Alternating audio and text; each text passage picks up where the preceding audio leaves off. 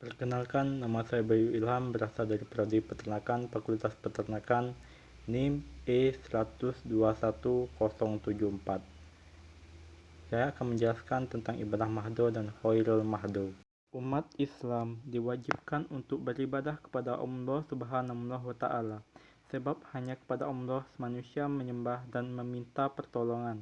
Dalam ajaran Islam, ada dua ibadah yang perlu diketahui, yakni ibadah mahdo dan khairul mahdo. Ibadah mahdo. Pengasuh Ponpes Al-Answar, Madung, Bangkala Kiai Haji Muhammad Mucis Muhsin menjelaskan, ibadah mahdo atau ibadah khusus ialah ibadah yang apa saja yang ditetapkan Allah, baik tata cara dan perintahnya, sifat, waktu, tempat, dan lain sebagainya. Dengan prinsip ibadah itu harus berdasarkan adanya dalil perintah baik dari Al-Quran maupun hadis. Tata cara harus berpola kepada apa yang dicontohkan oleh Rasulullah SAW, bersifat sufra, fungsional, nasional, di atas jangkauan akal. Artinya, ibadah bentuk ini ukurannya bukan logika, asasnya kepatuhan dan ketaatan. Dalam ibadah mahdo berlaku kaidah usul fikih. Hukum asal dalam beribadah adalah haram dan batal kecuali ada dalil yang memerintah. Contoh ibadah mahdo antara lain zakat, puasa, haji, dan lain-lainnya. Ibadah ghairul mahdo. Ibadah ghairul mahdo ialah segala amalan yang diizinkan oleh Allah yang tata caranya dan penciriannya tidak ditetapkan dengan jelas, dengan prinsip keberadaannya didasarkan atas tidak adanya dalil yang melarang selama Allah dan Rasulnya tidak melarang. Maka ibadah bentuk ini boleh dilakukan tata laksananya, tidak perlu berpola pada contoh Rasul, sehingga perkara baru dalam ibadah ghairul mahdo diperbolehkan. Bersifat rasional, ibadah bentuk ini, baik buruknya atau untung ruginya, manfaat atau mudarat, dapat ditentukan oleh akal dan logika.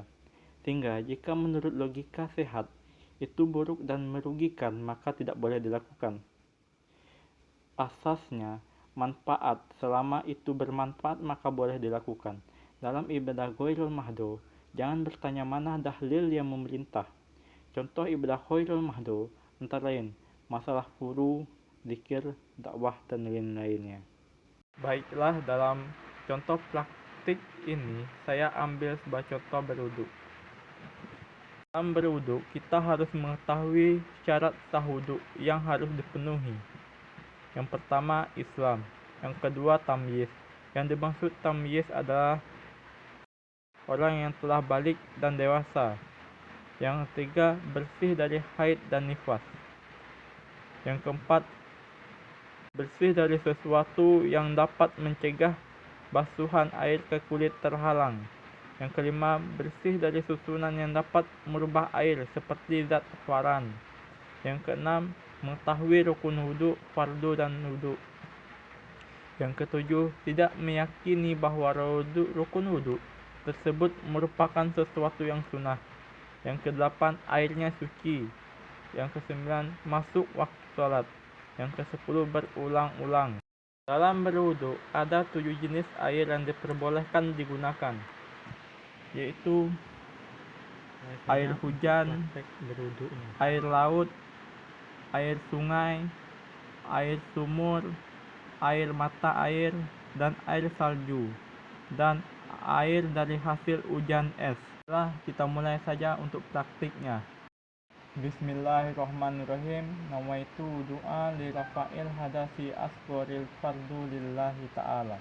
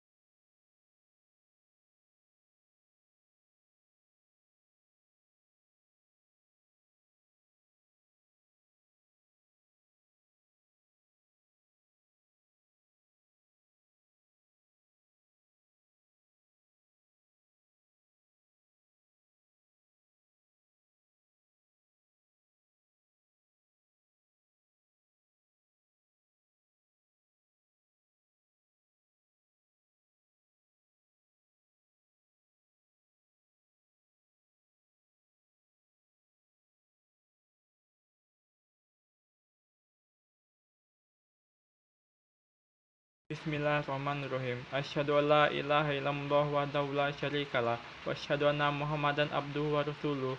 Allahumma ja'alni minat tawwabina wa ja'alni minal mutatahhirin wa ja'alni min ibadika sholihin.